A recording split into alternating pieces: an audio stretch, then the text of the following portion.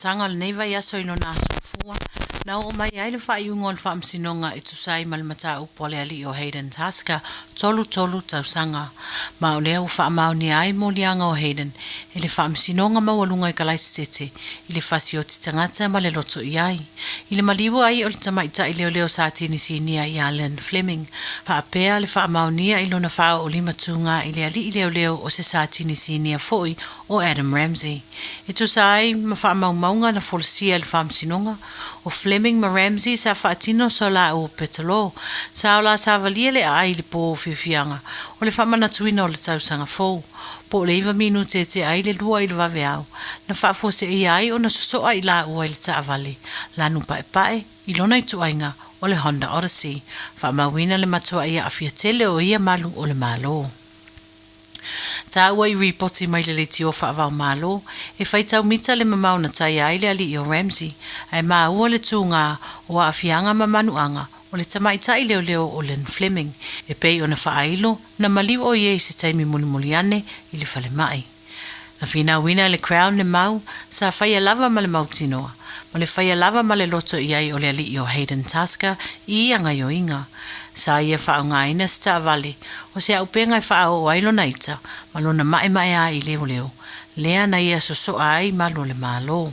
Ai peita ina te ma whina lo ia o lo tūla i mai mo Hayden. E leo se mea na mawhauwhauwina, e le aiso na manatu na te whao o se oti i se leo. Talu ai, o Hayden sa whiangai mo na maftianga i le nā taimi. Sa iai ni o na whianga whaale mawhauwhau. Whaalia sa ia tamawhai e whao o le oti ia te ia lava. Ai le o le tamawhai e whao o le oti i se leo. Ma sa whaamawina le whaasoa awa o Hayden i le taimi na alia i mai aile nei whaalawe.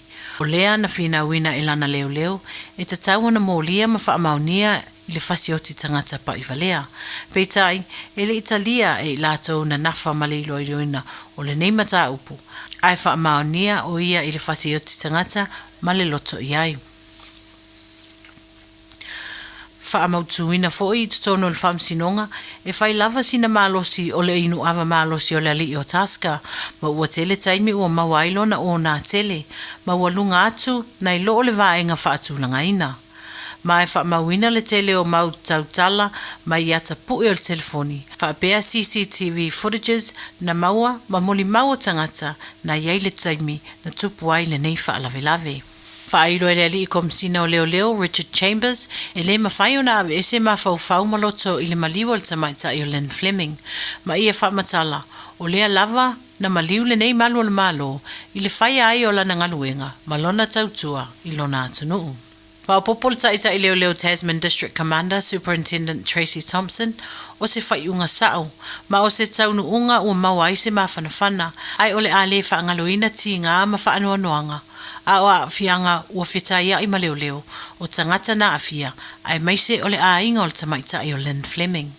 O le tamaita i sa tini sinia i a Len Fleming e tolu wha i ai malo malo o mali liu a o iai lungo tiu te wha leo. Ai o ia o se urua i tamaita i leo o maliu a o iai lungo tiu te. I le tautua ina o le atunuu. A o le i maliu Len o tolu walu tausanga ma le fitu masina o tautua i le au nanga o leo.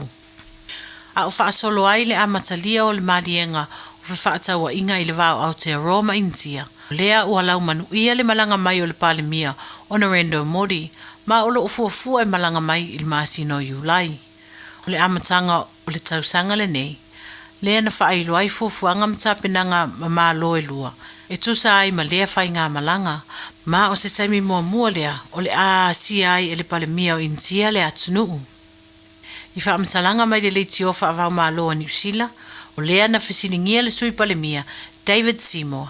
E tusa ai ma le whai malanga mai o le taitai o le māloa Intia. A e tali Seymour o le a whaamautu ma whaamaunia uma ia fuafuanga i se taimi e le otoi mamau. Mo le sirafia, o le maasina taluaina sa inia aloa ia ai e malo e lua se whiangainga, po o se malienga, mo whiwhatawa inga, e pei o na maua, o le awa ai, le tuu i titi ai o le tau o la fonga tutongi, i lungo o loa awina atua New Zealand, po o tariffs, lea e whaapea, e au lava i le iwa 5%, e tuu i titi ai. Whaamawina o oloa e peo a ano mā moe fasi, o le fulufulu mā moe po o le wool, o oloa tau i le vau matua, o mea aisami, o oloa umanei, e manuia ai le tuuititia o la fonga nei, po o tariffs.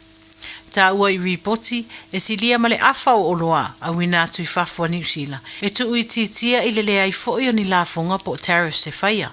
A e whaapea, e o atu lava i le valus fulpasene, i le anga i atu i le lumanai. E le tau whaailo le maoa e ma le mata ino tau mwhainga le ali o Stephen Crichton i le taalonga o le lakapiliki. I le whaiunga le vai aso talu ai, le moli mawina ai mapatipati ai e le toa tele le au a le Canterbury Bulldogs, le ali i kapteni i le atoa o le se lauli masfulu o ana taalonga mo le NRL. Ma o lea na moli mawina ai e le kalapu, whaapea lea alo o Samoa. Se ata po e mai le toa tele o a inga o woma e masani, ai maise le whaamanuia a siona tua a tina matua po lona grandmother. O le ali o Stephen, e le ngata ina mata ina na tau mwhainga li taalonga. Ai o se tasi ua whaailo le maoae, o lona taita inga, o tamata alo malana au, iso o se taalonga lava. Ai maise o tuatu male malai. Ma ona o le tu mati e o tau mwhainga le nei alo le atunuu. Ua toa te le ai tangata ua te patau lai i le nei ali i malona tangata. Ma o se tasi ua whaalo alungi e so o se tangata i Australia, Samoa, whaapea le Pasifika. Ai ua pati patia ma whaalia le mita o le toa tele. Ina ua sola le ali i o Whalaniko Solomona Penisa, ma le siampini o le tauwanga ai lau afi i le lalolangi. Le lua afe lua ono, World Fire Knife Competition, whaatautaia i Hawaii. O le man malo ai lea o le alo Samoa i lea tauwanga whaavau malo. O se pine whaamau lea mo le whina o le nei alii, maona tau mwhainga i le tele o tausanga. Moni mawina i lungo o pinga te whailangi, le momoli ai o le whaamalo o le au langolango, i le whina o le nei alo le atunuu. E leo se taimo mua lea o swipi ai lea li o Whalaniko i lea tauwanga. E pei foi ona ia manu malo ai i le tausanga lua afe lua tolu, lua afe sifuluiva, ma le tausanga lua afe sifulufitu, ai tūlanga lua i le tausanga lua afe sifuluono, ma le lua afe sifulufaa. Olo o moli mawina pea, le maua lunga o tau mwhainga alo matama whanau a Samoa, iso o se matata e tātou te tau aveina, mai momoli atuai le wha malo a le tātou le tio wha asalalau nei, i alo o Samoa, o lo tū mati e ai le atunuu i le lalolangi atoa. Tala nā mai vai whanua, mō le nei aso, tō wha soifua. Radio Samoa. Taslima iwa tolu. Amo. Oh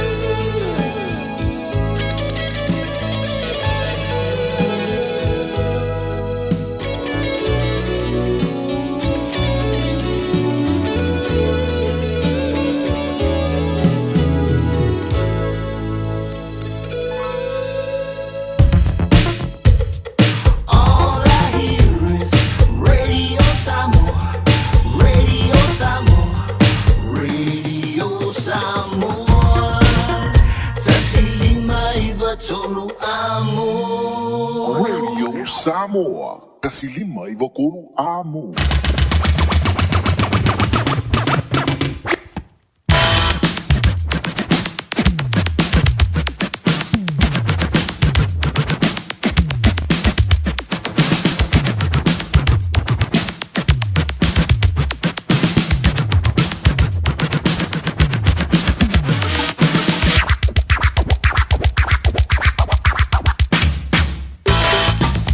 Le temlo la wansi le radio Samoa le divine ola Aouli le was full fire mala afa minute o te nele to line lua ile de ya Aouli ola so lua so full mariva o le ma sino me pe on ta to Aouli le lo fa malanga le yo le tua talo si lo maruia tanto uma e lona lo fa sa fua e un do ma se to e ma no la verga lue ma no le fa yo le faiva viele lo fa le tua on tanto to fi lo I fo I po o manu ai le o pu o mal ma lo le fai o le faiva ma lo foi le fa lo tinga ai le pai ma mal o le tanto tru mo na moli le fa ma lo fa tai le tlinga ya ti pe o le ila na tua mo lo tu pai ma lo tu ma lo mai le tai ona le la se yo le foi stemeli ma tu o le o tanto ma tai le vai ngola Aouli si o le foi le tu la fai le fia na ne pol kala me o fai o ina o le Aouli ma Fofogamua lo to mi fu stemia po le na fu we tono lo ta vale wa e sauni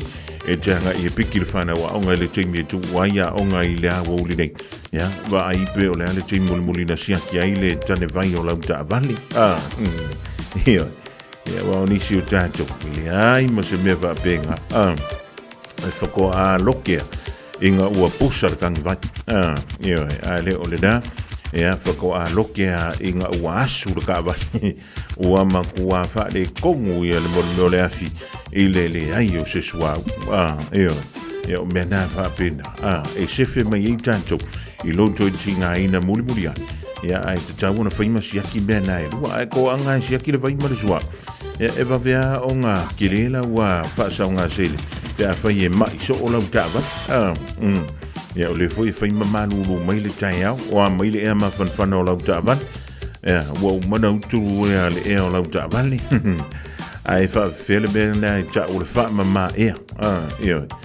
e mana tu e ile me ka o le fa mama o cha o le umala o le kamanga ke fa mai inga le pefu ai alwa ko kongo singa e ka mama fo ile le te mana vain ile ke mile ki e la e vela ia a joy fo e mal ke me ki e la e malu ia e le fa pe o la ko ma wo ia le mama o la fa mai ai o le meali e faima sui ia ele me faila na e lo le parpala ma le mama ia pe a faile a vele ta vale faile me ka o le full service e sui el suau o ma le fa ma suau ia sia ki tuai mai si me o le ka val va ai pele o ko o ka val ia o le singa me fa le ko ngor ka val ia ua le anga ia mo meo coils ia le la kara ngo fa ka mai singia ku foi le fa wingar ngia o le singa me ko o ka van ua le anga me ka o coils ia a le o nga ia ua a maka funka u le ka ko sipak ia o me langa ia ve o le fa le singia ia se ila ko sia kia po le antu lango ia ta tu ta va le rei vai tang ia wa le yo le ka wa feololo mai ia le afo le malulu le yo le to inga malulu foi le sauni mai le masina fo o le makwa malulu le mafau ia o nai vai nga umana e fa pe i mai pa wala java ia ele yo ngola mo le foi le pa wala ka o menga ele ka vanga el farkavat ne na fa tau mai ele taval o menga e ka vala vai la sunga le ana le taval e mai tau na fa a fai wa a makanga kula ka inga na mole o lono winga te le le avano ai tu wal tau fi le tu no taval mi siala pa ma se elungol aurki e me el ko lo mo so ali ska vanga yo lu e o nai vai nga nai e a mantai lo wa li foi le po lo tau ia o ngai halu fia la ia le sa ili se pumping sing ia o ngai mau ai se ping sing ila lo i fole lua o le korka na ka o le rik kasi ia le vai so le na palasi ila lo tau le ping sing ila lo totala o le mea konganga ka o le kau fa pele le nga fa pele ka ko nga vai ke ia na uma le tasilena ia toi fo ilo lunga le totala mon tupu le ala e fai mania ia ka ko ile nei vai tang ya olena va ia foi lele po le ale tulanga wo ia ka ko suau e ma ta to peng sing ya ole la va felo lo ile va ole fast full mon tupu anga ile limas full mon tupu ile se plai le ole ta to peng sing ile va tasi anga ile va full malva wo mantua e ile va kasi i va limba maliva van ole kiso le fo ia tulanga le mo le nei vai tang ya ole peng sing va le ia o le tūlanga la wale dai tas e fōlinga maila e leo popole ke le ienka ko kulanga lea i le nei fo i vai tak ai a whai o ele nga uku au pengsing i le vai kaimi fo i le leo o le taunga o fio o le kau o le pengsing wakai umau mau fang pengsing i nganga ia le nga whai ai whao ngā au fang pengsing i ngange ke wa e ruaku ia ua makua mafu au pengsing ia fai e fa nga ping singi ngeki ia ua liki mai fa fo ia ma fa ale kongo koila ia mar quality o la ping sing kala ngo fo le mako le ngi mako fang ping sing ai o le ua fa ilo mai ia le fai ta wafi pa mai toi titi o ile iva fenga luenga ale malo ole a fa motu o le a le toyai i to tonu o le si tolu to sanga o le mafua angole fa songa se le ni le malo o le e tau mafai ai e fa sauina le se le ni o antu i le lua tesi ma le fa biliona tala e au fi ai le tu fa tiele o nisi o matanga luenga ma nisi o fa la putonga al malo o le fa o ina le o le tato o nanga le o le AI ia ma le te le onisi vaenga e fa sauina i selen e pe ona sauno i el tomi tai minister ia Nicola Willis ia mai okai ka ule i va fe so pe tu lante le i va fe ava no fainga we o lono ia o le vesili o fe me o le awa ia nei tangata ia e sa ili ia ni ala tu ngar we Ai a whaifo le ke la vea I kongo I le lisi lea o I la tau. O le ave se ava no whainga aluenga le. O le alau fuafuanga mo le anga I atu I luma. O le tamau ainga o New Zealand te mine I ele o tūla I mei se tūlanga le lei. O le makua I wha le e kōngula. O le tātou tamau ainga I pi o na sasa wa I mai le COVID. Ia wha solo mai eila ia lea I le lua fi lua tolu, lua wha. Lua lima lenga wha pia o le a kau feo lolo mai lawala amakanga o le ngi kausa. Ai paha lo marka wale o I Iran. Nga pa le kaua hoki wha solo a ko maka ko ringi fo I kausanga solo ka fio lai. Ia, tālo sia. O le a le tele se a whai. Ai a ka ule iwa feo ngalwe. Sole. O le matua tele au nā mau ngalwe. Ia mana I ainga fo o leo le a toi tausa ili ni ngalwe. Ona, o le whaasaunga seleni. Ale tātou malo I nei I New Zealand. Ia nga. Se ka ko whakarira po le alkulanga o le ao atu iai. Whaawau le tātou whaatalo whai le rivaenga o le Aoauli. Auna pa ia le tua. O lo o tala ina lo na whiringalo I so se whanta whaitolo galava. E le nganta I tono New Zealand e whapefoi e turu e mau. Whaatalo whantu le tātou polo galame ia te utau malo le tano. E malo foi le ono sai. Tamama tina ma tutua. Wa matana sau le tau malulu. O lava o fuma whanawhana. O lava o palankeke, o lava o tōtingi, o iei masau pūlau fo I lele maa whanawhana, o le nā, o vaenga umaia, whai le vaenga na I le whana, e wha o a kumea o mga iau au, le leia le mau I mea le leia e sili fo I le puipuia, nei lo le tautunga fitia, wha malo fo I le malo siuladu, o lo fitai tunga wala sa I le ngā manuia mo I tātou, e le ngata I tono nei antunu e mamau, ia va pe foi ia lo tanto fa sinubanga e Samoa ia mal fana wa onga ia e fa mal lo si tanto ave ta vale matua e pikil fana wa onga lo to umia stem ia ona tu wa foi le wa onga o le ia Aoauli tali stimulus so ia le tanto filo inga ia mal fionga ia le mai ava mai vai tanto tala mai Samoa il telefono mata upu safa per la ona tu le mai il nava yeswa le ia tanto so inga le stofi ja, maar les voor hele voor je le tanto tali ai e se taimi o le Aoauli o le so ai ma lo le sui fu manuia ma le langi mama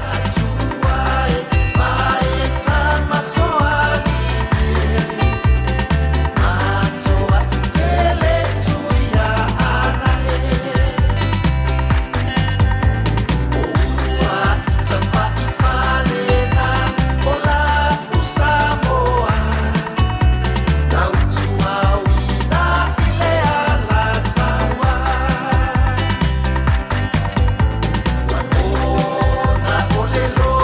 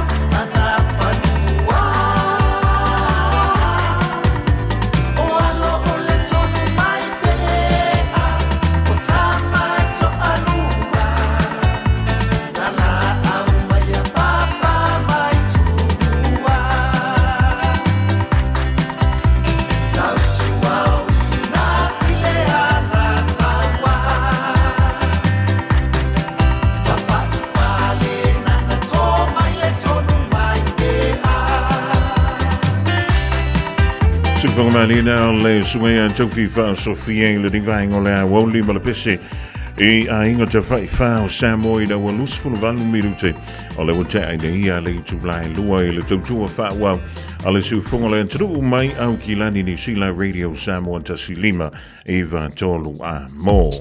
If you feel like I'm a talo fanto i lanto i olo ma to me lungo le tanto program il social media le dia Aoauli o le solua le tina ia sina leo va pe foi e seta Samoa fa foi Daniel ma le sunga ia Vito pa le mau to mai nai le lo boy Wellington ma no le fer favor fama pe foi e tan Steve e ma le sunga le favor ia feel tan to in Sydney Australia le wute pena mai lana au o lea foi New South Wales Blues mole talaina leo le tamu sango le State of Origin i lea solulu o le vai e sa fōmbea an tātu o le lofa e maleanga le leo le tua whaatalo whatua ia peni a mina a le fōsio le mahutome le rivaengo le Aoauli whaisito te lau tanganta so leo ali i ma whaia la ko whaakaunga vui e le kongi e ngā i lea o nanga lea le Bunnings te ka ke o fo kai ia o e pe va pe ma se na elo e faila wa faisau fa tonga le tutongi ai nai le o nanga le Bunnings ai vai lai o le wa sa uni nei ia le fo e le falo lo le Bunnings e fa pipi u mana to me puenta ia la to falo lo ia tolu se fulu malelua i le motu nei i mantu o New Zealand po me le masino a perilo to sanga nei sa fa ia fa te inga o lei tu ainga teknolosi ia lantou whanolo e lua i nai Hamiltoni ia ma o lea la ua tonuai ia o le a tatala whaasolo a toa ia lea fo ia whainga ia lantou whanolo nai tolu se fulu ma le lua i le motu nei i matu pi e fo linga mai e makua le usika ia ka kounge i le moku i makua li le kula fo ioi o le technology la whapina po me pueta o le la whaongaina ia le mele ta o le facial recognition technology ia mai o mai le mananto le bani sa e ala na whapia lanto me pueta phone ina ia mawhai ai o na vave na longo le lanto o whaingarua ini tangata po o se tangata e faiso ola na mena o le aluantu whaila na whaatau ai le tutongia i nā le Bunnings e alu i le a koa i fafu ia o se mea wala ngā te tau le a whai unga le company ia pole whalo loa fo i le Bunnings ia e leo whapeo ko ulu mai lunga o au le langi ia o loa fui lele kia na ku au ma e anu ma oi a le manga ia fui la nga o le maua le e o na falling ia ma se ia velo i oi le ofisa leo e pe yo isi falo loa ia ka savali e koi kong sorry le meu ke fai e koi o falo loa ia pipi ia ka kanga kaifa e le ni falo loa voi e kamka ke le ana kolo e le falo loa le i manuka o le afu che kama falo loa voi e o le $2 shops o le mela ka kiaka sorry o le maua le leo fōlinga au le leo tanganta e o ngā vifolola ia lea print out mai leaka laminate wha le leia ai wha pipi i wha folofalo o lo ia wale ngā lo whakamalaranga longo winga koe la kuleske ia o na maua lola ia leo o ima ave o e te tūla i rumole whamsino ia pole anmenga e ngau ia i ngā olo ai wha malo an tūla una ngā le Bunnings na paunga le mele ua kausi oki le vai ke mingi kongo whala o lo al Bunnings o ka ngaka fui i ke fsiri ei o lo wakala ku fa afia kai i le manuka ka ke fi wa zo skanga ka vore ka ke fsiri e ke koela ama ia le piko i kua ke la ama i lumai i le piko ilu e ke sau ke fsiri e skanga kai lumainga ai vai tanto ia fa so ola miornga le fai o fa kaunga le ko ngia le pan io e ia nga o le la makua sa ungi le Bunnings e makua ave umo o tawata e o ile ofisa o leo e le folenga se ia mai e o ka ko folinga la le ma wengi o ka ko ko fieranga mele nga pa a va penga ia o le anu mole olo ai le ko kongia ole wo tui lus full feet 2 minute na tale o le tu la e tonu wei sa uni piki le fana wa whaalongo wila le kangi mea la uka male mai mangi. Sa ua alu atu I le whale o umale a oga. Fai si vevela, fai si a asa. Sa ufia ai fia inu I se fai.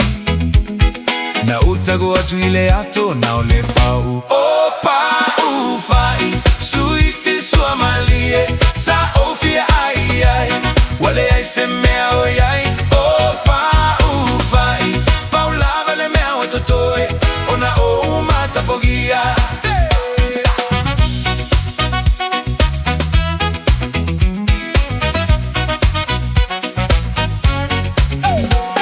Ole apu e malo e nau ai ni fo. E ai isi apu suiti isi apu e o oga. Ai ole fai e lele mo taimi uma. Na utago atu I le ato na ole pau. O pau fai suiti sua malie. Sa ofie ai ai, wale ai se mea o ai. O pau fai, pau lava le mea o totoe. Ona o mata pogia.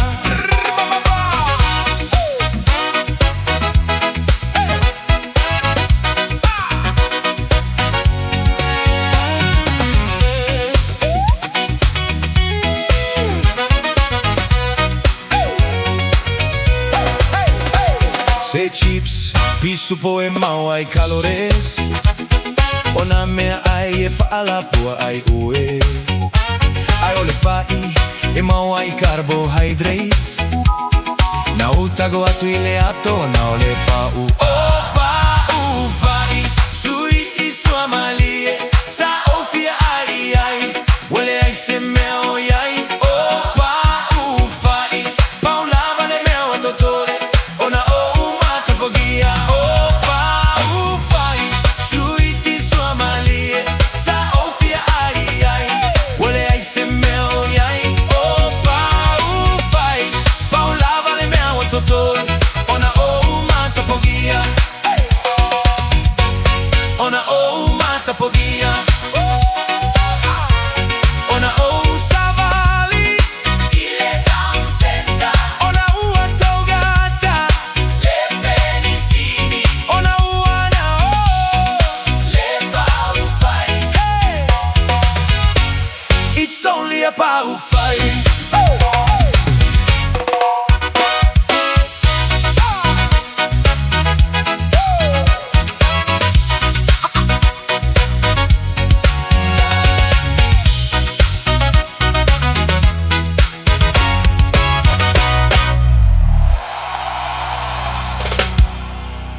Mawhai nei o na whaatau wantu top up ale Digicel I lunga o le upenga ta whailangi ale ClickX Pacific. E mawhai fwoi o na lafo eise leni I le MyCash ale Digicel I Samoa, Tonga, Fiji, mawaruatu I le na o le 5 ta la. E le leile reiti aso taitasi ma e whaingo fia fwoi o na e listalai. Asisiane I le clickx.com e lafo aisau top up ale Digicel. Pe lafo ai fwoi sau tupe I le MyCash ale Digicel Samoa, Tonga, Fiji, mawaruatu. Morisi whamtalanga vla au le olua tasi 5 tolu tolu fafa. Olua tasi 5 tolu tolu fafa.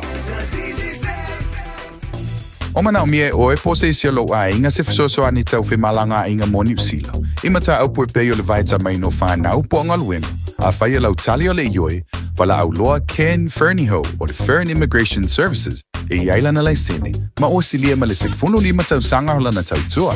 E toa tele tanga tau o fisoso ani iai Ken, ima ta upu tau whi malanga inga. E awhi ai ima ta upu na o atu le tribunal, ma apili le minister. Tanga iana ele Facebook, ma le upenga te whailangi I molimau. Mo nisi whamtalanga, wala au mai le Fern Immigration Services. O luatasi, tasi 5 tasi, o 5. Pui pui lo a inga I le tau malulu. Au e te whaatali. Whaatonu nei loa lo tui ar fulu. A whai ngono 5 o tau sanga pe o vatu. Pe maua o e singa se tu mau. Mai tanga, po o maua foise o alo I singa se tau manawa. E ma whai o na whai a fua lo tui ar fulu. Tanga iana I le upenga te whailangi. Book myvaccine.health.nz e vave to e whaingo fie. Mo whapesili manisi whamtalanga. Really mai le vaccination helpline. O valu se lau, lua valu lua iwa lua ono. O valu se lau, lua valu lua iwa lua ono. Po o le fono, o valu selau, tolu ono whāwalu. O valu selau, tolu ono whāwalu. E siri le puipuia na I loa le tonga whitia. Whai nei loa lau tui ar fulu. Tātou whaamanatu le vai aso o le ngangana Samoa I le Air Veni Pacific. Whaatau sau la e Aouli lava. Matango fie la e lei ese. Whaapea o la tau I to tono o le tātou whale o loa o le Air Veni Pacific. Te tala I le aso ngā fuanga I le aso whareile. Mai le se furu I le tai au anga I le ono I le afiafi. Asu to anai I le se furu I tai au anga I le wha I le afiafi. Le Air Veni Pacific. I le Auckland Airport Shopping Centre. Wafsanga I tonu lava ma le whale ainga o le KFC. Lata ana I le warehouse. Tuatu C1 John Gota Drive, Mangele. Radio Samoa. Taslima ivatolu amo.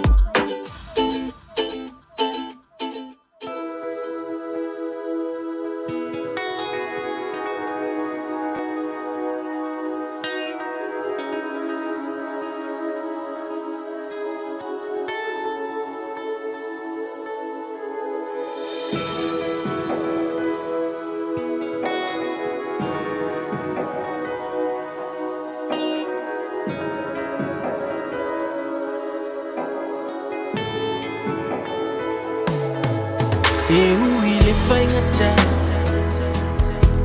Pei o se sala a se pangota Tu fesili ai pe ai sea Le o ti o se tui na tinga La urupe ua le Ua mafuli le la au safa a paolo Le pale ua le so Mo tu le fa aso Ai pule lava o ele a tu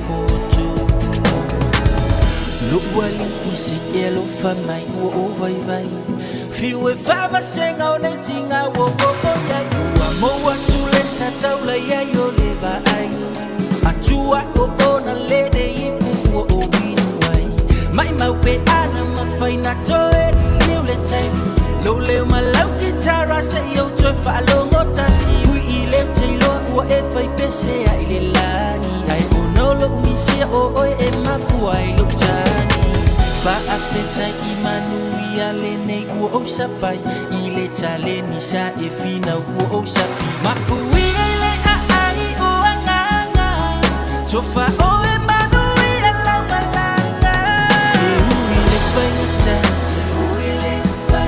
Pei o se sala a se pangota Tu fesili ai pe ai sea Me o ti o se tui na tinga La urupe ua leo Ua mafuli le la au safa a pao Le pale ua le so Mo tu le fa aso Ai pule lava o ele a tu botu Ki o tie o fielo tui Tu unga mau Fe elo manu Ase awe ave ai le safai ma uo Lesa mawai le fia I lo unei Lesa fatari a weba ipo Tinga lava lo leanga ai le manolo Aua ia fafanga I mafautuanga Tama ua orisi a le taua mafutanga Ai famanga loa I so vai si fati wa sala Tafi malala malanga maua so nofoa I mana tua pea we italo sama Silonga ua neva E ui lava o se kou whau ke I roa sa whaki e ki e tau E au sanga le ku mai Whai la ku yama Whasenga ku rau mu foi pule whai ko a kasi at sit esi Ora wilo ai whale u koru fu e mare ko o si ala kou kesi whai me uka lare mali I o lang Wa e mo le uila sa Wa mangokor mafuali Ma ua whango ele ai e kuwasa Rangi ai whingao Mea ua e lau whakau kainga Ua pongi sa fo I nongo nganu Ua le mumusi au la memba Ka rofa I le ka mafukanga ua au o mangua o mala Ua saukia ai o paongo ma whare kalakala I o mawhakianga Ua mumuku wangu maala o le la ai le makuroi maka o mo onga linge I o langa Peanga ma whai unga koe a maka Mai maru e peanga o se aka ai se koe kila I le amakanga Ka fia koe kilo a kusi au pau au whakapase o langa kala I kere ai wa lo fisiki so wa ave se yo o maka fa magalo la u kala ele o peke ke se kala o ki ma o fa wa sa ka wa iro ni yo la o la ka le ki ma u ga ruengo ki fa su mala mala yo mo se se ro a ke piko ko ka o ku ya la me fa i ma ro ai sa u be ya si ya o si ya fa ma be a ma o e uri le fa na cha Beso se sala a se pangota Tu officina i PSA Leo ti o se tuina tinga La urupe ua leo Ua mafuri le la amsa fa apao Le pale ua le so Mo tu le fa aso E pule lava o ele a tubo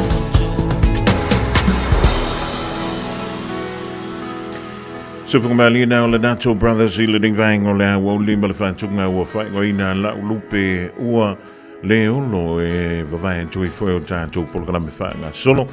Ina utu e sifuru le ono minuta o na tāle o leitu la e tolu le ringa Aoauli o tiloa o le rangutu nuu i ala tō telefoi o mantua i lo tohawa o ngā le whana we piki la tō le ringa Aoauli.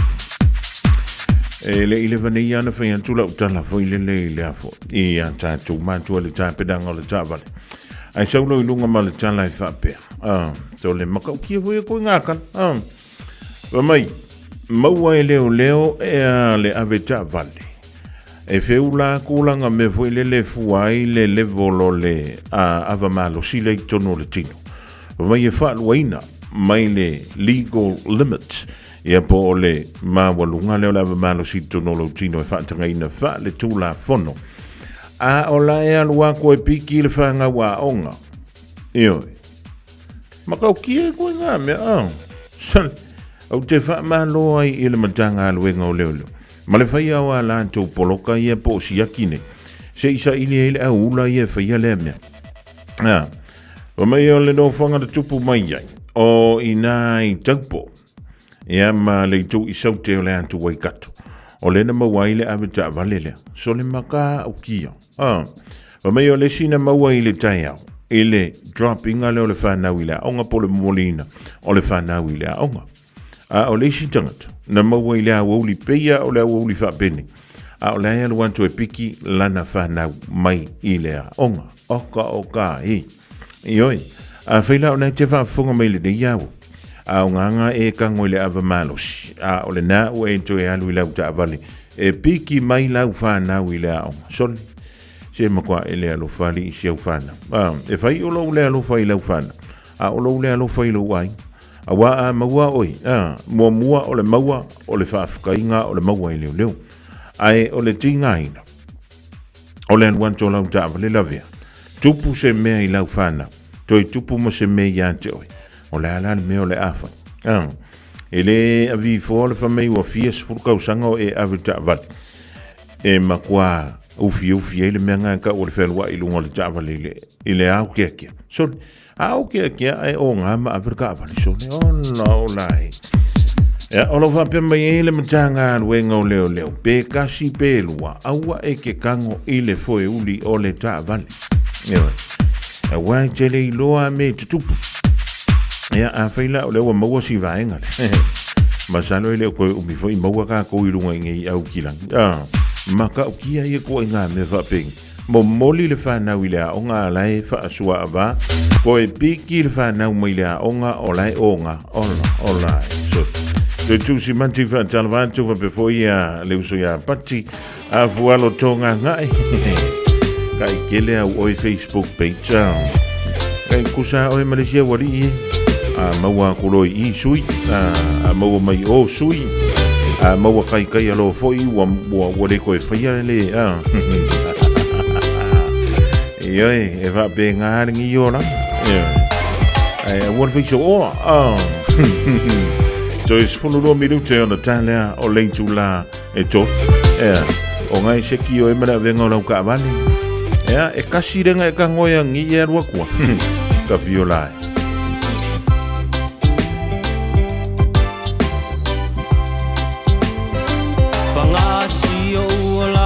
papa e tau fono lo e afu si o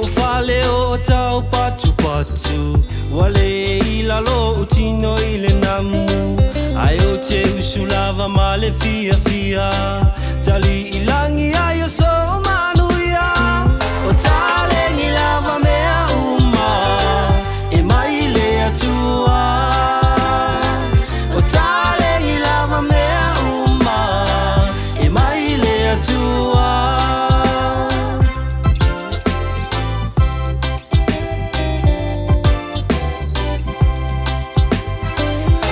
te wha atu i le aonga e whai uma e tamaiti o uponga i le uli uli o si o upau ma o uwai e papala i le namu o alofi vai ma fia fia o se e vai o te lenga fatia si o ulu e momo e tutasi le moa moa o le whai si o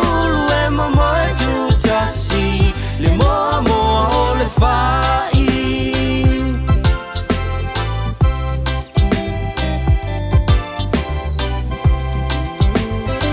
wale au au tau mawhainga i se a o ngai a pia wai ula vai le kolisi masani le maumanga sasa le tonga whai o le sapelu lava o sia upeni masia upea tau ato ato le ie la sao iuta e tu si ai o le lafo le ie la sao iuta e tu si ai o le lafo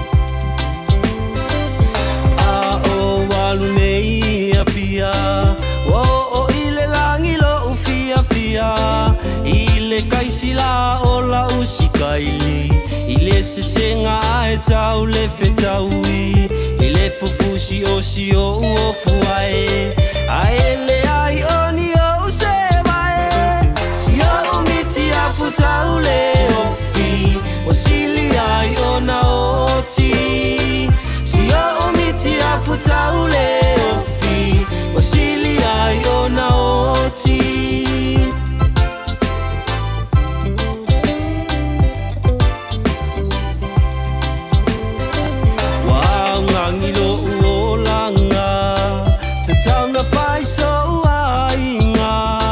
Popo le vale lo uma fau fau o se panga ai o le au atu atu vale o si o uloto o tau o so ai o le moe tolo la uma lo me aunga e su e ai se ava la uma lo me aunga e su e ai se ava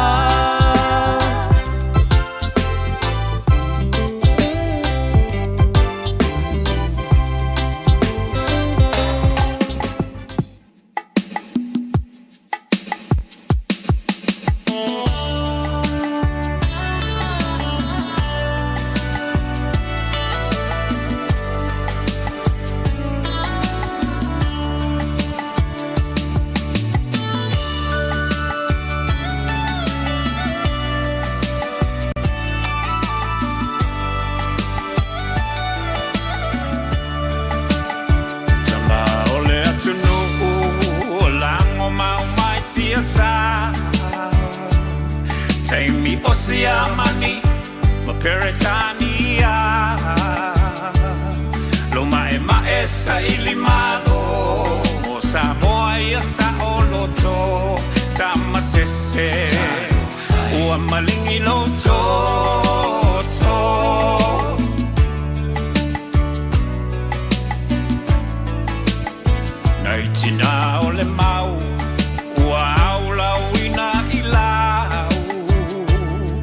E tau loto te tele ele ai o se fefe e au solo le pongi sa i le vao e sa i li o tama e momoli nai a lato tau mawhatanga lau aki alangona pea si o i uleo e le pule ni palangi o la Samoa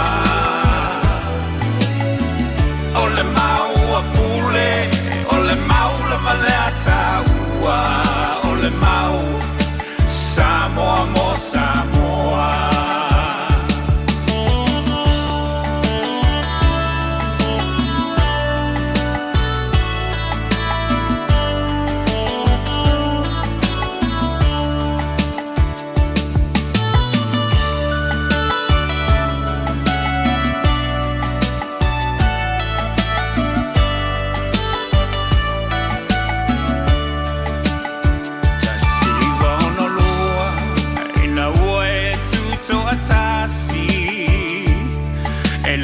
e pule o e ni palangi tu mau pe mamatala nei fa bongi sa o mata se va ai le fa colonne na lava e fai tu la fono uma mai malo au fatasi se o ai fai e papalangi e tele lava ina fetena i matatu manga masani Samoa lauanga nuku o taule loa lauaki alangona pesi o i uleo ele pule ni palangi o la Samoa o le mau a pule o le mau la maleata ua o le mau Samoa mo Samoa ele mawhai e vai na tenei a le alofa ele mawhai ele mawhai ele mawhai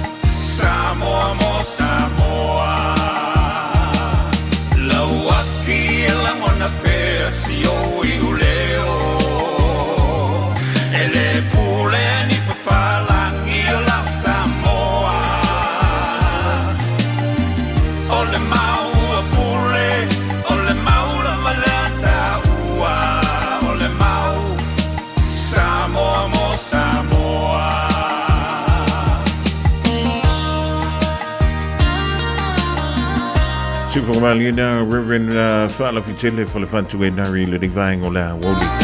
But the person Yala Waki ya le to Samo. Ida to Sanga wa Mavai. Lua Mala for video turn the Tano link to line Tolu Tan Tolu de Fungale. Yatan to tell me to all the Pacifica, Manila Langi. Wat as jy by hele hulle jonge jy lilo my van my wyn mol taan to lipoti my Samoa email tupu mail aan tupu ja maar dis voor wyn o my on the two late man Nicole wea so le man tua o i taan sanga pasi Nicolau va tele ma to by da e o ta io man tua taan le fto mania no fai atu e sale o nga ma lo piki ka mikiao ko sei uma se e foi com al fa ya unha e ko fala i le fale ma fai o ka la uhani o la uhani pa sili sili o te pa tu saina e se apa la pi o se pisu pasili o se masi que mai piti pasina sa pasui o ni tamato malipi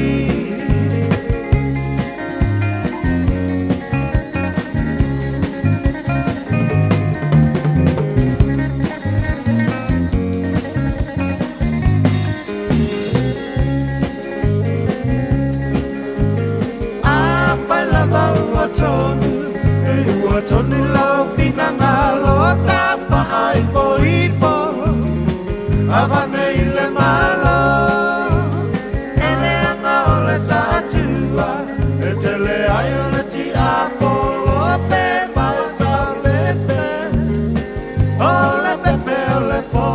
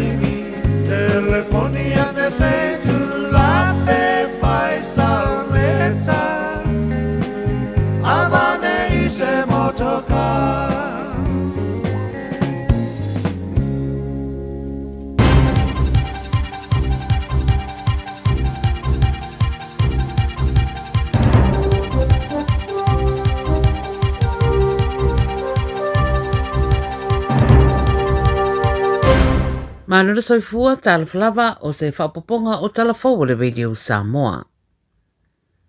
Mai Amerika ma Iran wa whairoa e Trump i li poti le BBC wa ia tau fia o swainga le militeri a Amerika ia Iran o na o taro sanga atu nu o le Gulf a o whaatino ai nei whiutana inga.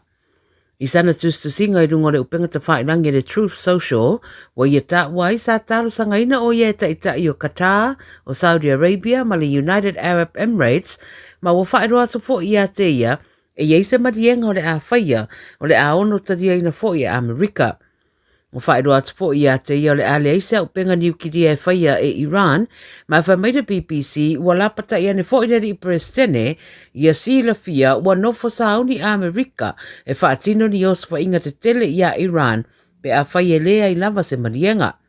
Inisi o pālota whaataita i te tonu lava o Amerika o whasiringi ai whina ngalo o tangata e whaatatau i le taua ma Iran o whaeroa mai e onos full 4% o le au pālota e tari tonu o se whaai unga se na whaia e whai ai rea taua. Ma Iran, ia e na o le tonu se full 5% e fia i ngā yo i ngā Trump o lo whaatino o le Presidente o Amerika.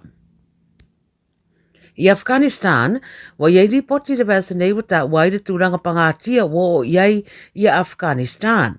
Tua tere a inga matangata ua whainga tā tele o na soifua le soifua ngai aso taitasi o na ole le ngā whatia o le whaasoa. Le aini ngā ruenga ma le ai fo ini tupe whaata waini mea ai matausia i a inga.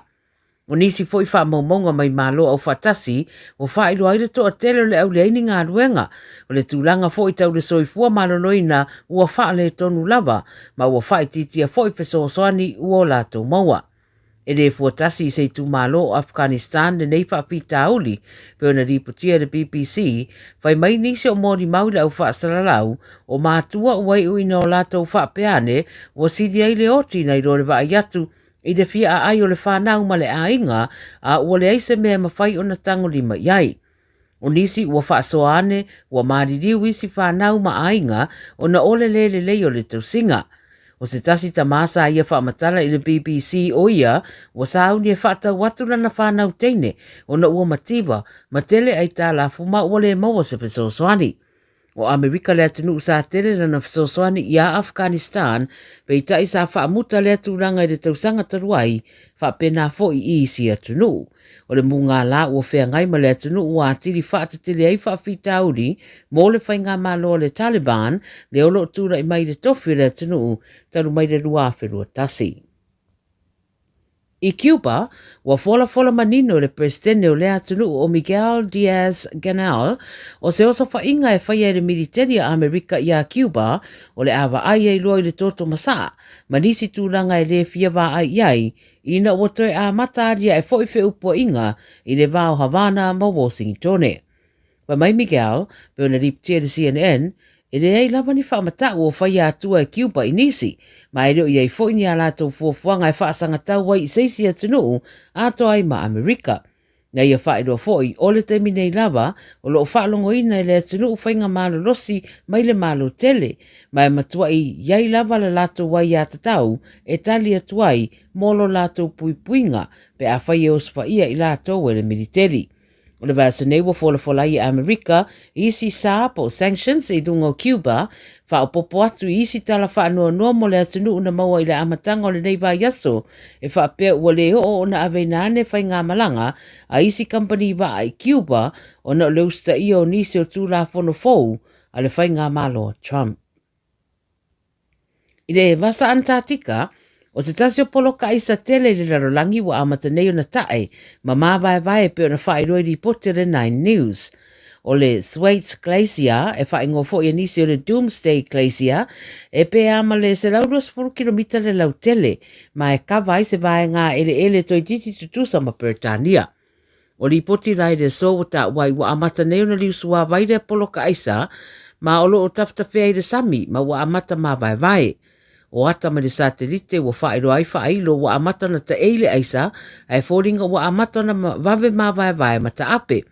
E tele tau matenga le au ata mamai ma ta upu whaapea, ua whaia, a ua whaeiro fo i le tau mate, o le a tele se a fianga o le atulanga i le whasuia inga o le tau, e mei se rawa fo i a fianga i mata whanga, i atunu u epe o Ausitalia. Ma le tala muri mai New Zealand, ua fola le whainga māloa New Zealand ana fuafuanga e whai titia le au whai o le au whainga ruenga i au aunanga lau tele po public service i le se 4% i te tonu o le isi toru tausanga i se tau mo whainga ua tā ua o le a whaasau inai le lua tesi ma le whapiriona. O le swinga e pe o na whorasi le Minister o tupe o Nicola Willis o le a lusia i awa no whainga ruenga pe ama le valu afe fitselau pe a o atu i le o ngā tono le lua afe lua iwa. Whai mai le ripote le Media New Zealand i le temi nei, pe a marasiria le ono sputon wafe tangata whai ngā renga whalawa i tele le malo o lo iai. E wasuia la i titi mai le ono sputon lima afe sa iai le lua afe lua lima. Ta ua foi le a whai titia le numera o matanga renga le malo, wha te leina le wha ngā ino le AI, ma isi si la fia wha au na ponei, ia ma ia wha sao ina mai ai se leni.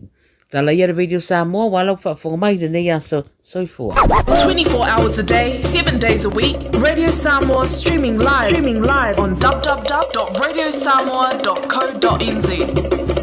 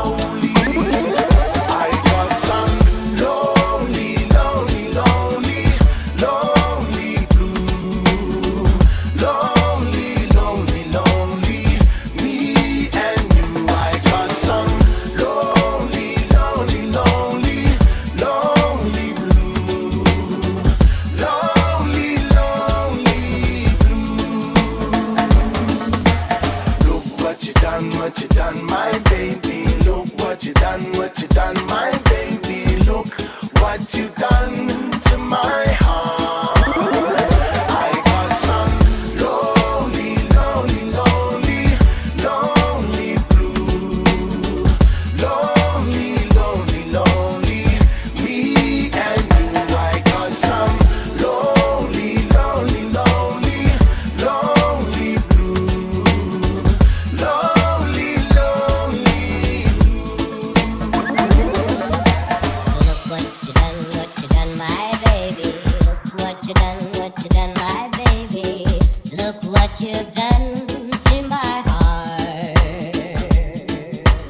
We made a day, you said baby, then you walked away with another baby. Now look what you've done to my heart. I got some lonely, lonely, lonely, lonely blue. Lonely, lonely, lonely, lonely blue. I got some lonely, lonely, lonely, lonely blue.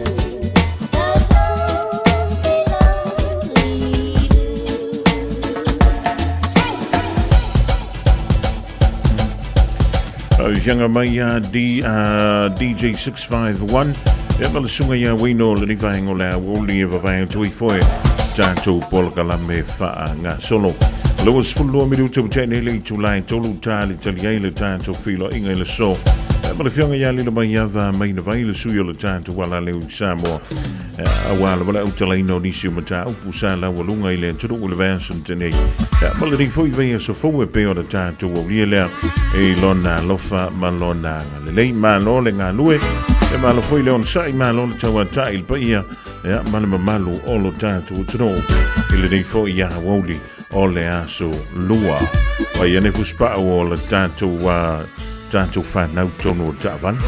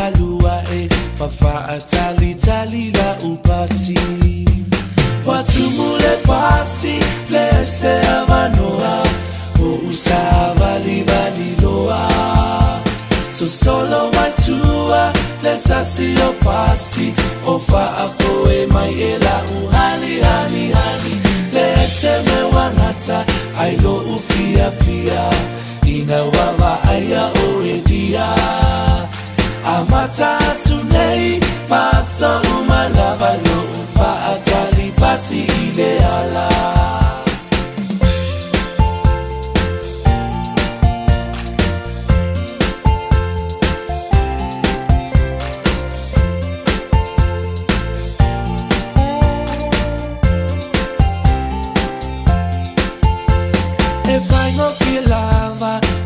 se afatala e tu ile pasi mata po o se seleni a se fela ukesi se tu pe e a ai atamaiti watu mule pasi le se avanoa o usava livali loa so solo mai tua le tasi o pasi o fa afoe mai ela uhani hani hani se me wangata ai lo ufia fia ina wawa aya oedia amata tunei paso umalava lo ufa atali pasi ile ala watu mule pasi le se avanoa o usava livali loa so solo mai tua le tasi o pasi o fa afoe mai ela uhani hani hani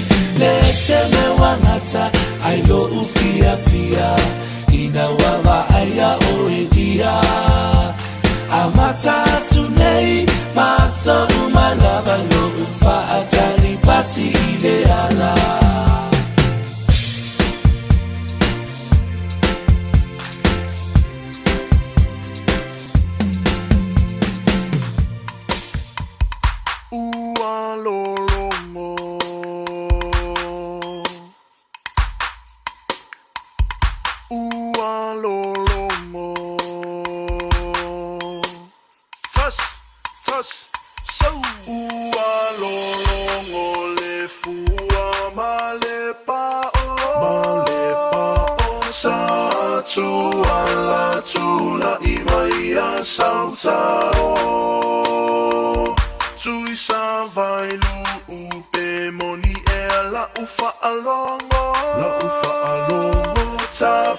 Taulia se tufanga so malo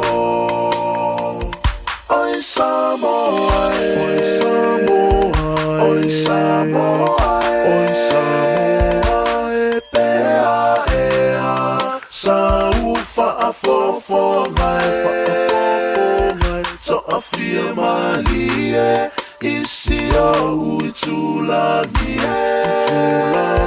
ua e masani ile ai ni usamie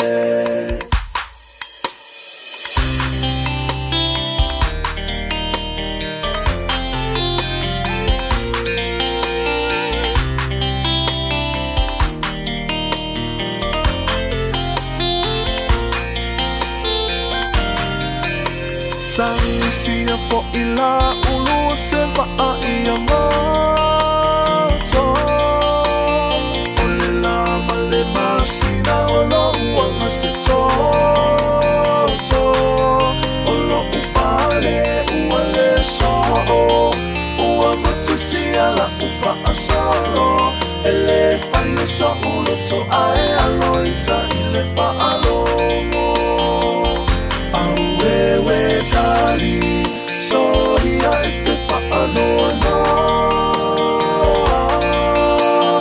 Olo ua lufa lenda dia ua eloa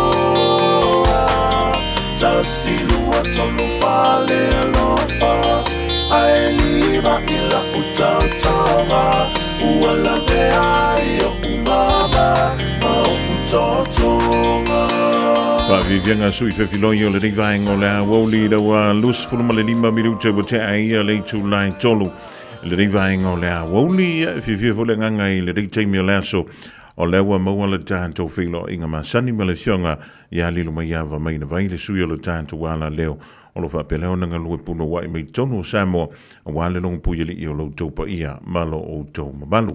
Ia, whaantala whantu le nivaeng o le Aoauli a lilo mai awa mua ia manuia te lelo waso soifua a muia o ewa e aulia le yupeli siliva ia o leo langa nei ia o te ilofo ia o na umatoa fufu siala o ato i le te leo au te utusi ia mau mea lofa fo ina e umia i le nava ia so watuana ia tua e maa lora ngā lue ia maa lofa le soifua manuia le riva hengo le awau.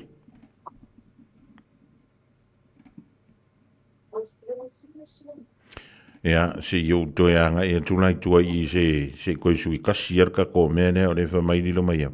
E le o la kua, ia mua wha manui antolo wan so soifua lilo mai au, a muia o e wa e au lia le limas furu afe tala, ia o tausanga o lo soifua. Ia, le mau ke mai kawa ko li lilo, o ngā kere ita ia wha mai ere ka la, ia aisi ia lo makukua ngā o le makungu, ai mā lo le ngā lue, mā lo le soifua manuia, ia malelangi e mavi, ia lelo fo le tua o teitai mai lo soifua, ia malo mātou o wola i le niva ia sa fau tātou te toe mā futai fo, ia wale au ina mai o tātou li poti mai Samoa, mā lo le soifua manuia malelangi e ma.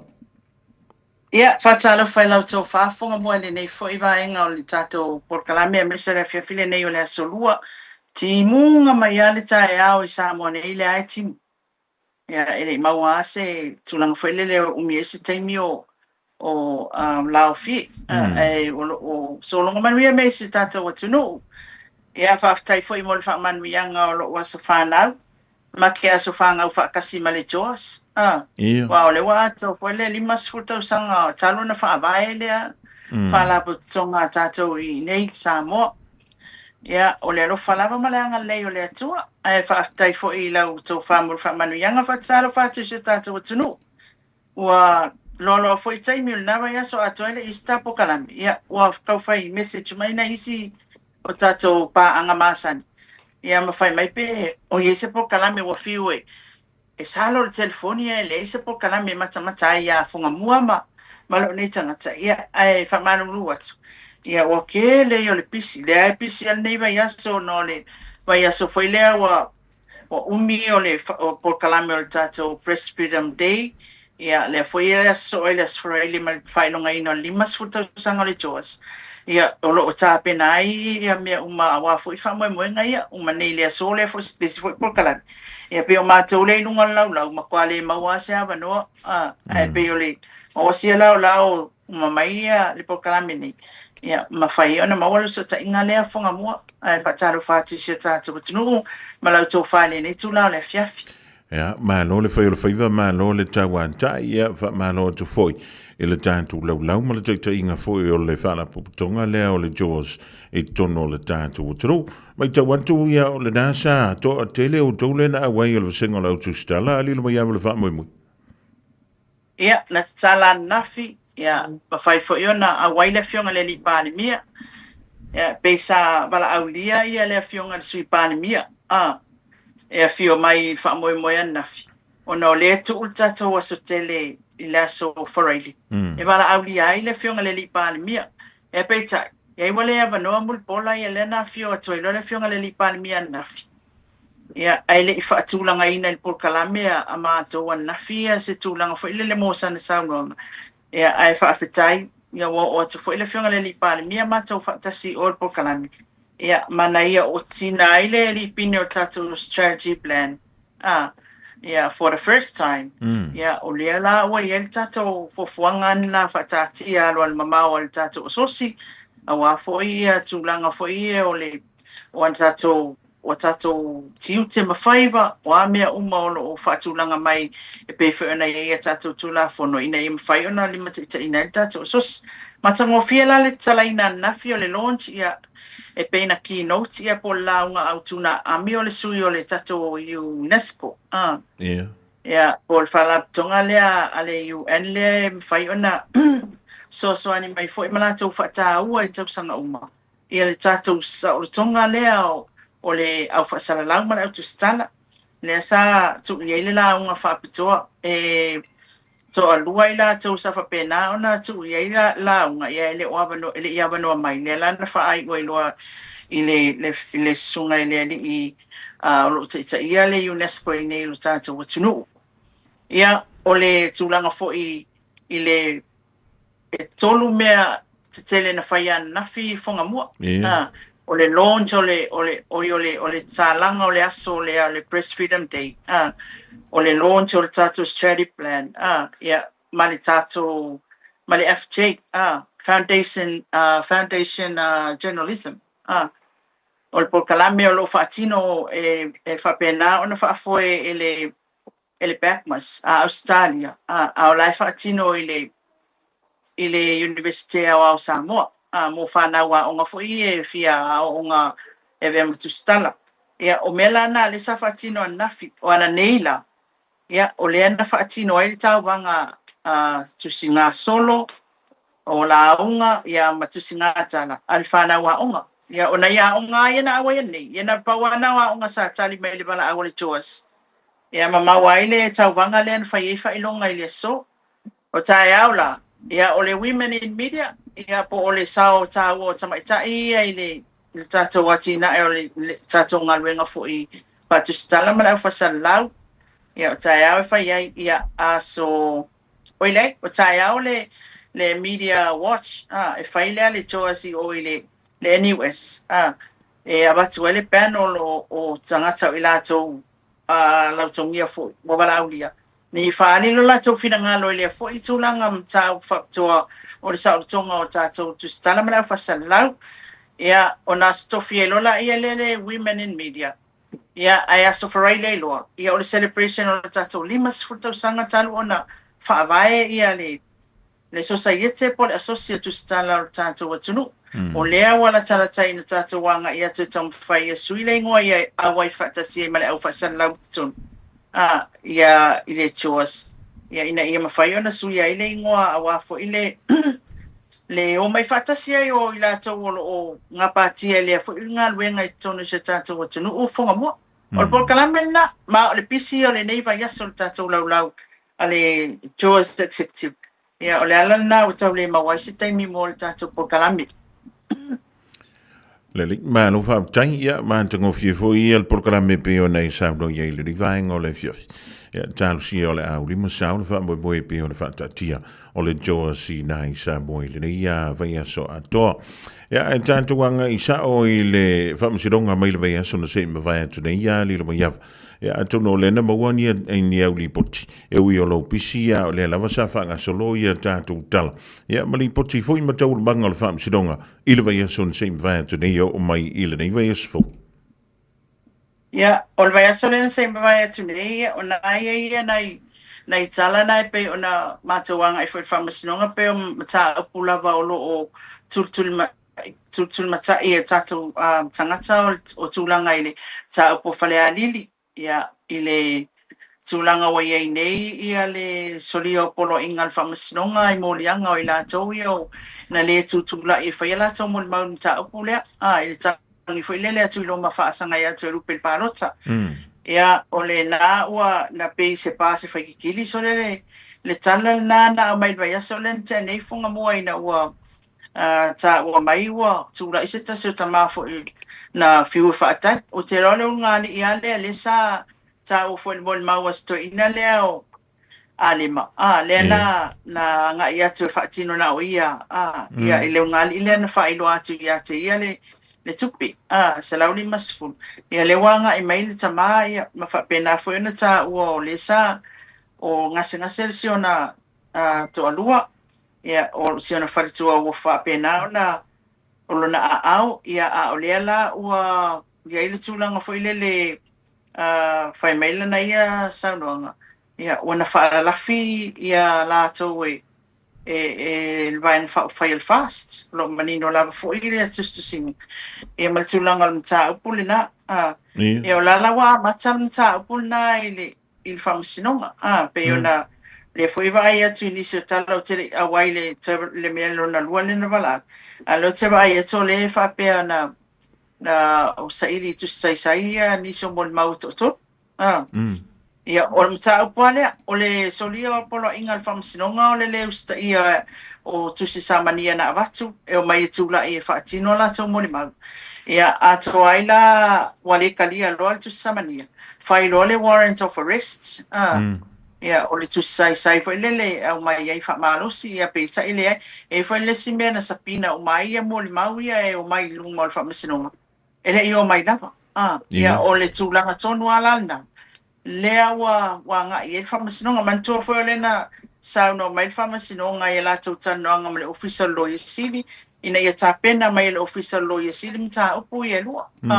O le mta upu lea i le solia o le polo inga lea le whamasinonga por contempt of court. Ia ma le mta upu i sa la tau tilo. E le mta upu lea i sa la wafeta la lea na whai ese dio. E masalomia o whai ese dio. Ina ia whaiona abe tuan mta upu ato e rupe ma tui roma. Ina la mta upu le whainga paluta. O tūlanga lana na i e mta upu nai e whamasinonga i mai lava yasu. Ia, le whai ai whaua mai whai neiva yasu. A ia isi mta upu.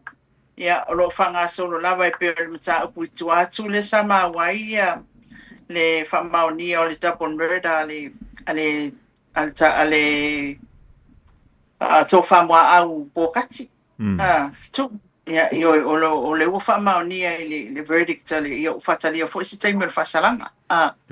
Ia, o mta upu te tele na lea sa ma ua fo i na fo i vai aso o tuana i atu.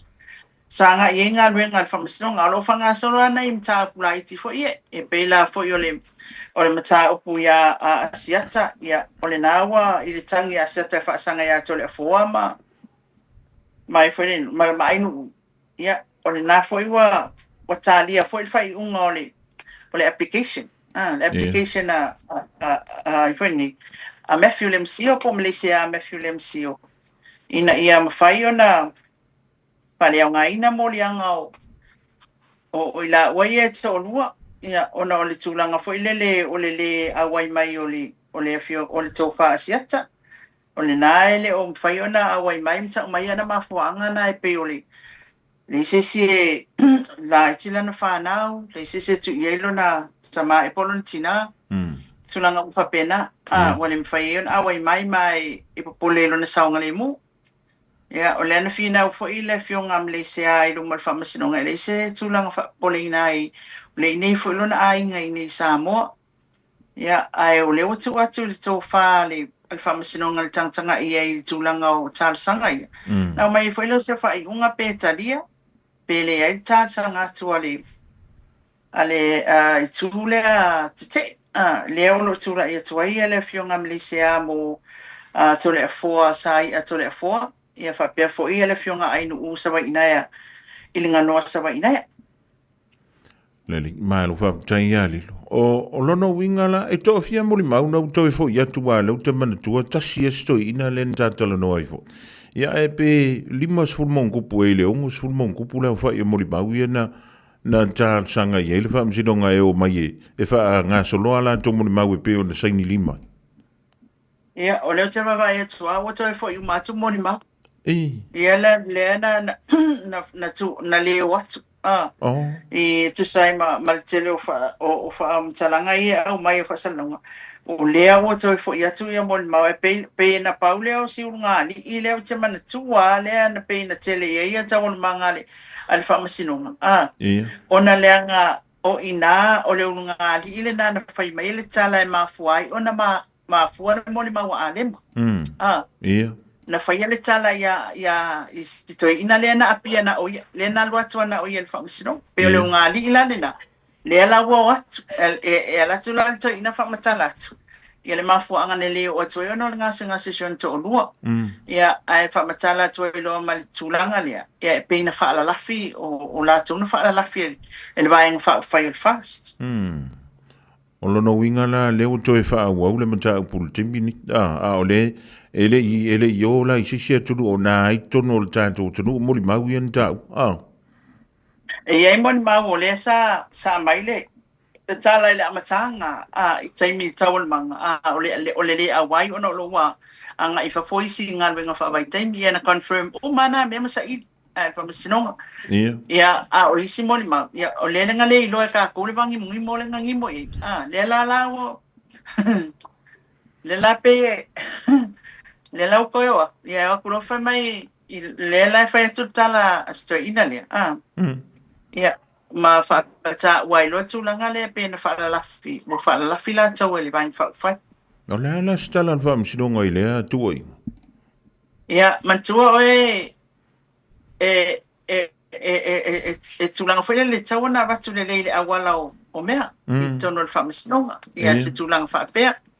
Sana moli mau, tu si atu, se moli mau tu sia, ma se tulanga whapea na e tāru sanga i nai, pea, ia le tulanga o le leo o mai, o na ua whaamalosia la tau e la lafi, ia ma lafi solo, tulanga whapea na. Ina ia mawhai o na tango mai whamasinonga sa ili fwale na me tau. Wa le la wa kule mafua anga nga leo mai ingi. Ia, Elena, no winga lai fasini ni ane, ia afai ole fast, ia. Afai e lua se lau mon pupu afai ia sapora sal fast pe fia se lau afi. Ole fast ole upu lau tele ole toa tek. Tawana na tonu ia po oai tonu ole fast. Rai nga fai me se fo ipo oai tonu na fa la fia. O te loa. Ole tulanga tonu ana lewa fai me ilfa masinonga ina ia fai atu se pepa e whaaleo atu ai mea uma ia, ma tau atu le whaamasinonga tūlanga ia, a mole anga i mai ei o lana su enga malana i roilonga le matau. Na matala tātou matau pu o le moli map e whaatatau i le mele sa tupu. A lela wa o le loloto le matau. O lela o le asa ili. Pe mo i pe pepelu. Le mafua angana le a wai atu i le moli mau i le whaamasinonga ali. Ioi. O le uma kwa kala fo ia, e le ilo fo ila le kai mea e umai. Awa a whapea nge ia, oai nga whapea oai nana, oai o tangata o fasta, me ia o pai. Ia awaku loa pai e wha moli mau. Ia awaku fo ima le moli mau alea ia e wha maungi ai e sa o. O le nga wha la lafi. Ia wa lai whai mai ia tala to ina ne, o le ia documents. Na wha la lafi la ua e le vai nga wha whai. O lona winga la, ia o ni pepa. O whiana wha no fuai. Ia tūlanga whapena. O mea lana. Ia e manino umai luma le whamasinonga tano ai na mta. Pule la wailo ilo. Malo whaptai a li lusoli. E maka kia fwoi a li ia ka ko mei ngā ia.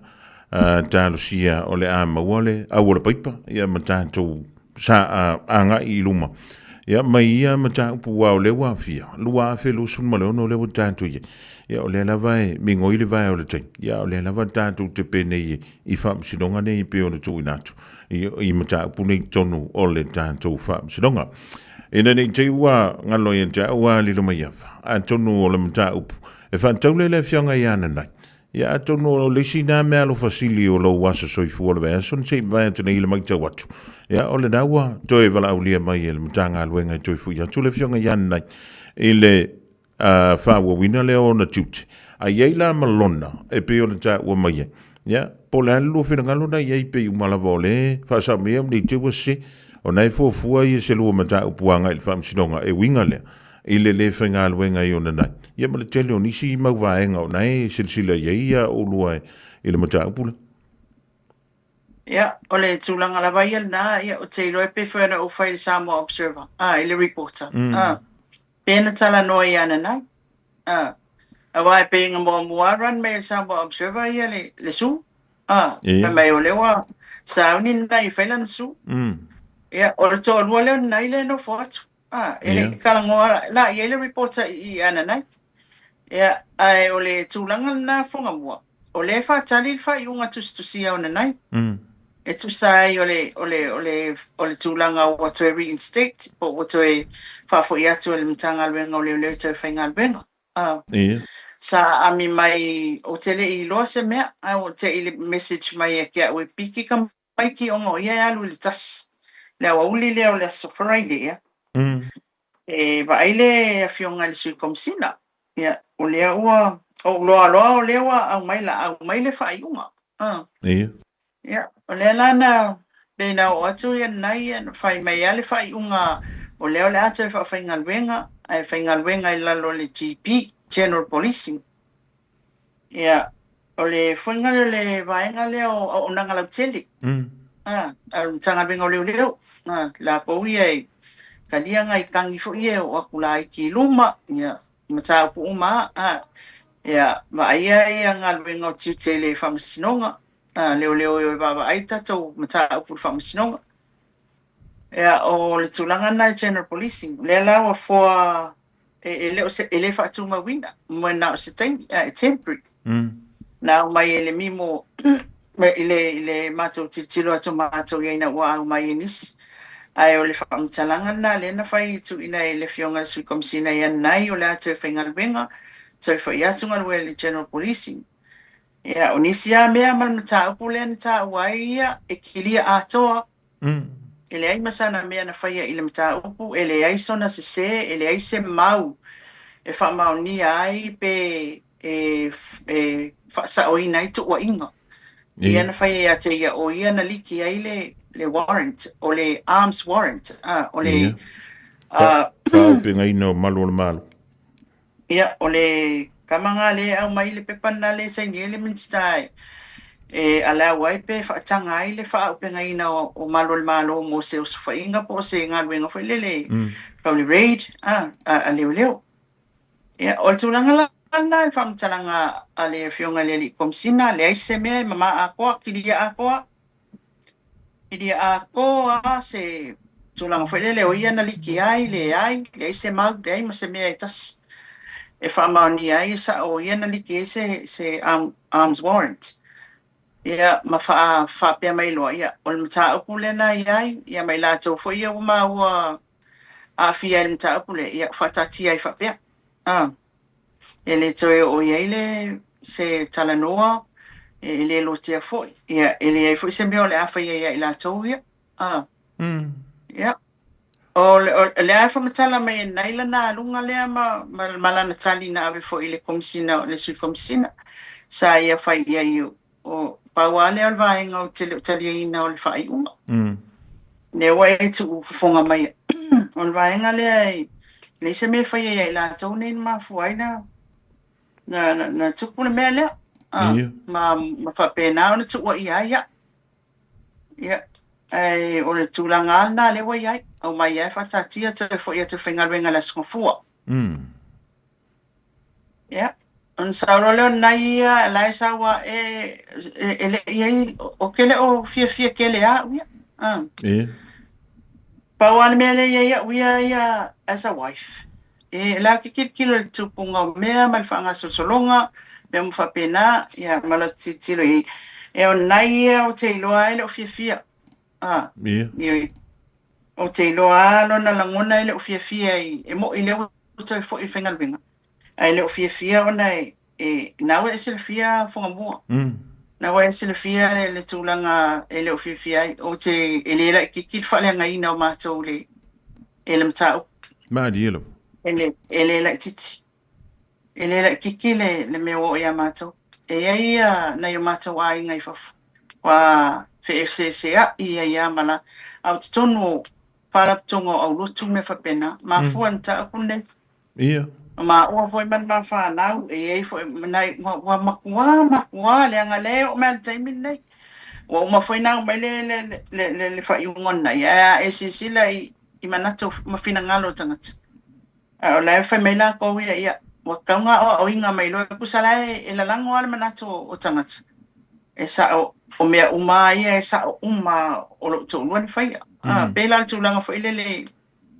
pa pena i se languna i te lele afianga ile la titi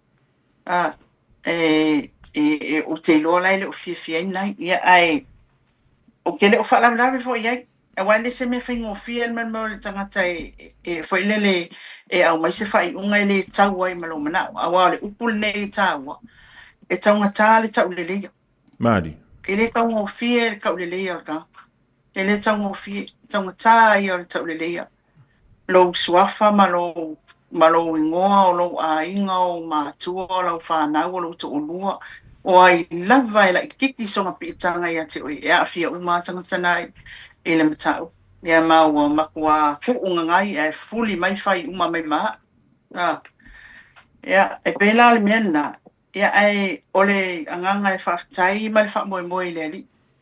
Ele pe le whamoe i le atua Fofogamua. Mari. A wao te iloa ole ali i lava sa multa i mea uma mana whamanino mai fo. O te avea fo il nei tula e whaftai ai nei ia i la tau e lafo mai befe au te stusia la tau sa whamalu si au mai la tau sa talo ina ele nei mata upu e te tau ona whaafetai ai ona o la tau lango ma la tanuina pea. Ia, o le tūlanga lava ia i le suenga leo. Wai, tere tangata o lo whapea mai po le ale mea o mafuai o na le ale winga o le tala le sina e kilia o tō lua mai mea uma. Ia. Ia, o le mua lava ia wai e le whapea e le tala noa mai le au whai se suenga lo tō lua e su msa ili i le mafuanga o mea uma na tutupu. Sa fe au mai fo ima fa ilo mai ia i le tūlanga o lewa su e ina ia. Ia. Ia lau meo su e ngai fa pena lava. Ia na fa ilo mai ale nai o lo ia wa tua ia fa mai o le telefoni lea ta mai telefoni na liki ia tua ile le warrant lea nga i le au ai esa. Ia o ia mea uma fa pena. O tua ia o lo masalomia ia i le mea lea. Ia o lo ia ele moe fasili langa mo kuskala ele kai marolo e fai kainga ia uia me fai e fasili au fenga e kai mile la sopongu le mar kai mile ia e famtala mai fo en na ia cha ia e me umala na ia o me umana matu ainga mana ia le fai mai le komisina le ai mase me famaungia longo winga la e fika ia ele famaungia ele oskel fongia nai na liki ai ele fa wa o mea ngalenga la lenga fa ilo me nai na fa ilo a koi o le fa nga il se suenga ia te ia siningia ia le telefoni mea fa pena le asole na loile tulanga le los fa ingale le leona li kiele le warrants le fe sa ia mea fa pena ia o mea na ta mai lo tolua ele io o tele le lo tola na tala no mai o nai lo sanga tai e fai mai nge ia se kanga kasa lo le akoia fa mai ai mai ele ai a ola me la e unga nge unga ka ia nala ia ona le fielo e fai foi la kai su engo kai ka kuskala ia uma e o kai lo le kala le ma le me o le ia me umanasa o le ala le tonu a lilo mai ava wale wa sauno atu nei le sui komisina e le toi wha ua wina le su ina le mata upule o la usili la ui ai wha fea le lua tau le leia lua o le ala le sao o tangata ia na tua ia ne e fionga ia na nai o ia le na liki ai tua ia wha matalanga ia po wha maumaunga ia o le awa ka kia se au mai le whai unga pa le whai unga tustu sia ma le whautuanga loia sili awa le ata mai o le whautuanga na mai loia sili ia ia se au mai lai titilo e pola le tulanga e wale le mawal fai ngo tustusia o le sa fa tu fonga mai le fionga le sui komsina ia ai se fatalia le fai ngo tustusia le ia pola finanga lo nai e awa pe ya na fa tu fonga mua ngai ga ka le ka kala ele ngfo fa pe ya mama le la mama ele fa penale le fai ngo mea o le foi sa o mauasa message oi i le mtanga luenga o leo i le tūlanga foi leo o le nawa umi whaatali ia min whaatali le tūlanga o le suenga alanga le na fai meila na tala o le aso na la koe suspend ia na fai le saunoanga le fionga le sui komsina i le au fai se suenga e lua vai aso tau e ona fai le se suenga le ia e fikala ia wa umiteli ia o le lana no foi ma sa fesiringia foi pona le tulanga wa ia ia ai mo le taimini o te iloa o la o kua kia nai pona le tulanga ele tulanga le na tfina winai ai nai te sila fia Fofogamua pe ana o fa te tapo kala me mua ele malie le pona salu ele malie la mi ko ele malie me sa I tūlanga whapea o mtau whapea nei. E te taua ona whasa o le wa o le mea la fasili la mua. A whaila o le ukilia nei le o ia na like le warrant. O aila na like le warrant. O ai. Na wa mea kongonga e kaunga ma whawhi tangata nei whelta so engam whai mea ia. O aila na like le warrant pe a whaila o lea. A whaila o lea wa maua isi leo leo tūlanga whai e wa whaasalaina i tūlanga ia o le liki atu o pamatalanga i whafo mama auai. A le ala le mea la le whai e la le tūlanga lea o leo wa pia whaila ua makwakili a na i leise mea. O ai la le kangaka. Awa e manino le saunanga le whionga le li palmia o leo te maa ua lava. E le taimi mua na wha manino me le whionga le li palmia. E o aku leo i o i le mele i le au kangaka i au kui o le aisa. Wa le wanga ngofo mai kangaka la masaungi me wala koulo leo aku leo onga waliki le warrant. E onga. E sao e onga i o le mata upu. Awa ana wha apea la o ni tangata e tawane ai o la tau mawhauwhonga. E la vea ma a fia se soifua o malo le malo. A whaila ele o na nainga ni kinga. O ai la e kakaunga. E o ai la e tu i ele mele. O le fasili. Whailele wa o mea umauka. Kukau keilo uma whai fasili siringo. Me na leo te whai atu ai. E ele lei. O la ua uia. E whai whai o ka peka ke whaawewale e loka mawhauwhau. Na mo ia. Ile me ole me whainga leo loka ai a kua i le sau ole mea se ala e ku ua e whai pia. Ea ai ole i ele tatau upu fwoi lele. A whaila e le malingi e ala le whasa o ngan mea lea. Ole mea tupu e te tupu fo. Mai whio lolo a mua i lona lua. A whaikiria lo ko lua.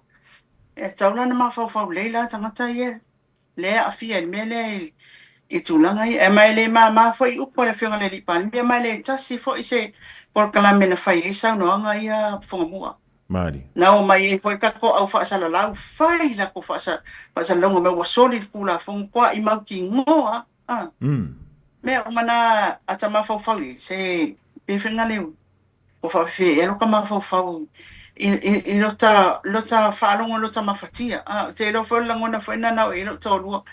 La e o mai kai mini la e o ke ai e nofo o lai ai alo langa o lai loa le mea sa o lau tupu lai a le o esen mele wa ngana ye ya ai tato tali ya lupe ma unu fai unga po dale fai unga tu si o le mele Fofogamua ya ya na ya o wi ngal fa malusia ngal fa mamukalia fa malusia na ia i lona mawhauwhau ma lana whautautanga tatau lana tōwha.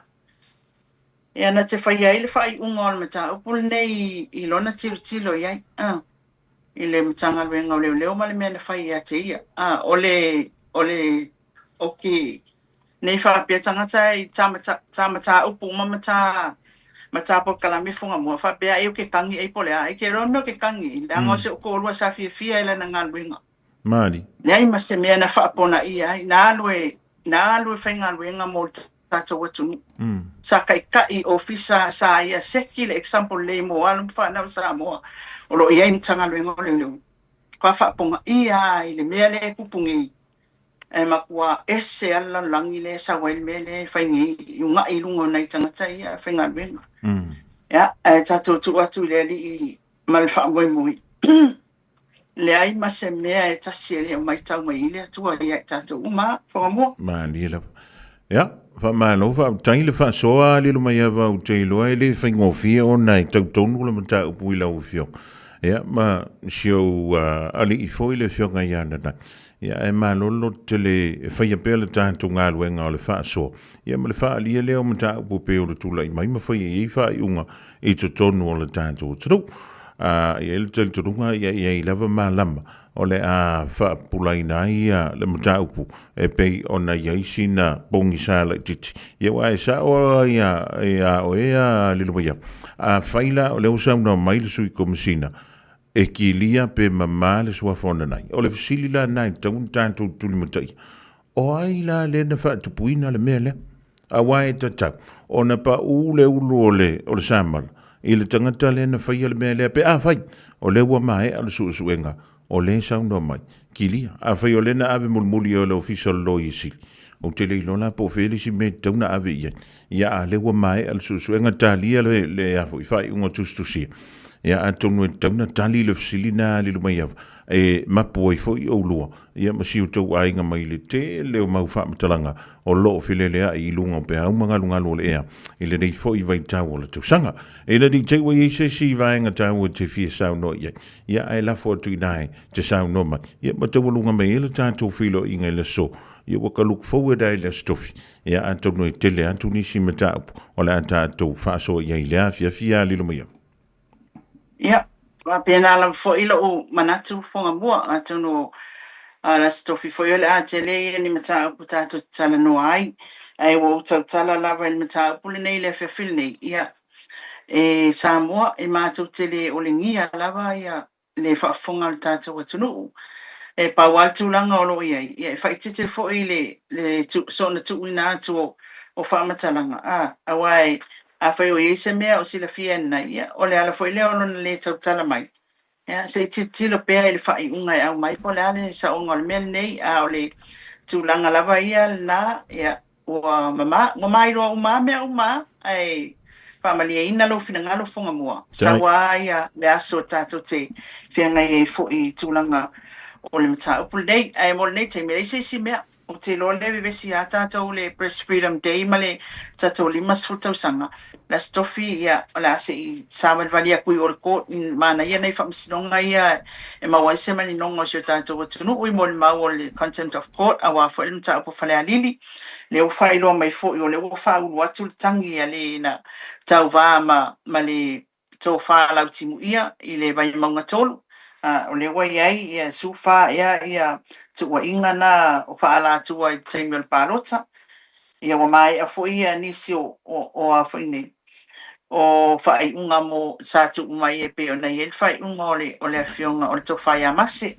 ia tato tu watu le ni fa ma fan fananga nei ainga ia me se foi ia ele ia se ele se afu pa u ele ia no ma sona tau I Fofogamua Malila. e tato te lo umale me sapa sanga patia I lo tato watu nu nei fa na we fai lo tato watu nu lalang ia ai e sawane ali o lalang I lo na taimi fo ia e fa se ma fa le al fa masinonga ia ele ma fai ona alo ai le tula fono I mea uma o leo fai lo mai o le sale fio anga o pia leo amatalia io e mo tato talfatai nei o pia sfutasi le po ia o salu ngo tanga ai wa o vale va fa ngolongo mai o sia fio anga o to fa o fai lava le fia tato ia ta fa ia o le melana le wa amatai le sa tai mi o fai ngalo tu le fia sa le fio anga pia le fai lo atu I nei mo si le fia le tato o tunu o na ile ia to va o mai Samoa le taulanga nei o pia